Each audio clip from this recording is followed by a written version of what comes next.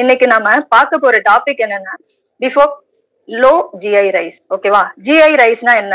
கிளிசமிக் index, அவ்வளவுதான். Okay, இப்ப இத பத்தி தெரிஞ்சுக்கிறதுக்கு முன்ன நம்ம டயபெட்டிக் அப்படின்னா என்னன்னு பாத்துடலாம். ஏன்னா இது ரெண்டுக்கும் தொடர்பு இருக்கு. ஓகேவா?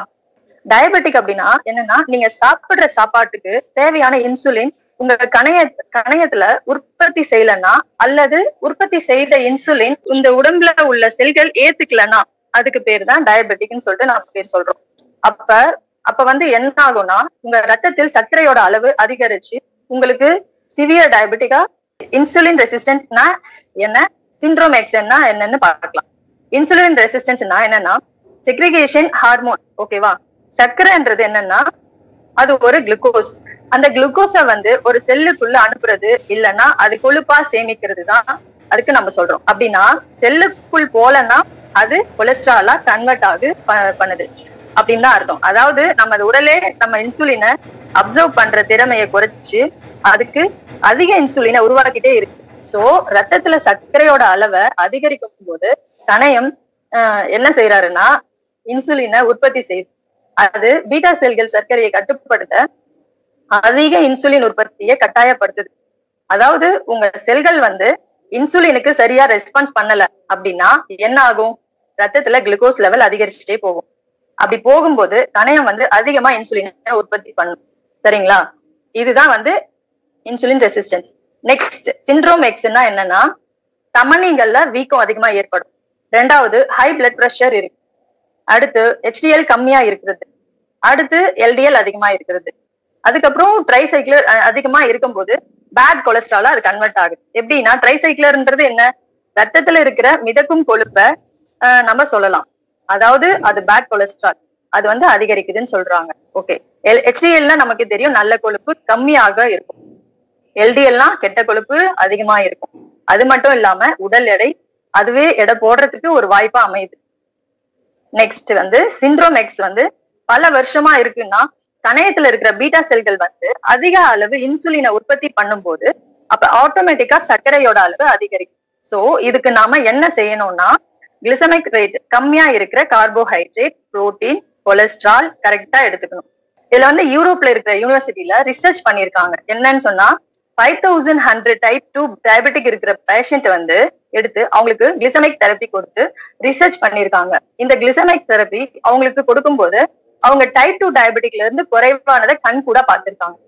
சோ ரிசர்ச் ப்ரூஃப் ஆன விஷயம் தான் இது. HbA1c அப்படின்னா என்னன்னா, நார்மலா நம்ம மைண்ட் தாட் எப்படி இருக்கும்னா, டயபெட்டிக் போயிட்டு எம்டி ஸ்டமக்ல வந்து நம்ம செக் பண்ணணும். டயபெட்டிக்னா என்ன?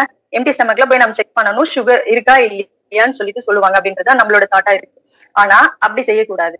ஏன்னா நம்ம டெஸ்ட் எடுக்க முன்ன நாள் வந்து வெட்டிங்கோ பார்ட்டிஸோ இல்ல ஃபங்க்ஷனோ ஏதோ ஒண்ணு நம்ம அட்டென்ட் பண்ணிட்டு நல்ல அளவுக்கு அதிகமா சாப்பிட்டுருப்போம். உடம்புக்கு தேவையானது தேவையில்லாது அளவுக்கு அதிகமா சாப்பிட்டுருப்போம்.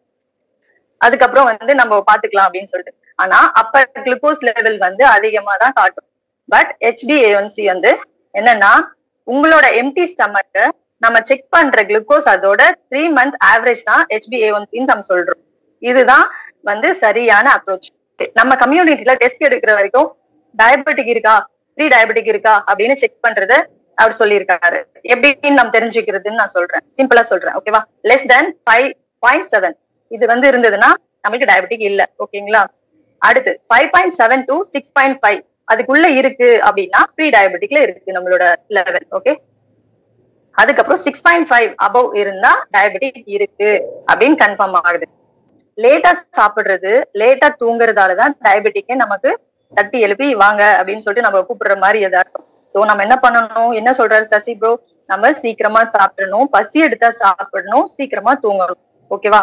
இதை வந்து நம்ம கரெக்டா செஞ்சுட்டு இருந்தோம்னா டயபெட்டிக் நம்ம பக்கமே வராது. ஓகே, ஜிஐ ரைஸ் ஏன் சாப்பிடணும்? நம்ம எதுக்காக கிளிசமிக் இண்டெக்ஸ் அப்படி இருக்கிற ரைஸை நம்ம சாப்பிடணும் அப்படின்னு சொல்லிட்டு சொல்றோம்.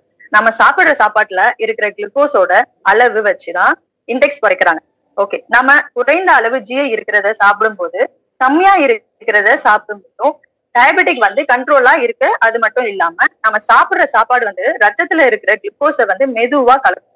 ஆட்டோமேட்டிக்கா ரத்தத்துல வந்து சர்க்கரையோட அளவை குறைவா இருக்கிற மாதிரி பாத்துக்கும். ஓகேவா? அதுதான் கிளிசமிக் இண்டெக்ஸ் ரைஸ். இதோட ப்ரூஃப் தான் நம்மளுக்கு கிடைச்சிருக்கிறது. ஓகே, இத வந்து உருவாக்கப்பட்டது யாருக்காகனா டயபெட்டிக் இருக்கிறவங்களுக்காக தான்.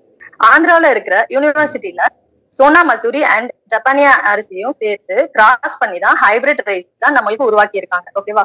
இது வந்து ஒயிட்டா இருக்கும், பட் நம்ம ரைஸ் மாதிரி தானே இருக்கு, இதுல என்ன இருக்கும் அப்படின்னு நம்ம நினைக்க வேண்டாம். இதுல ஒயிட்டா இருந்தாலும் பட் ஜிஐ கம்மியா இருக்கு.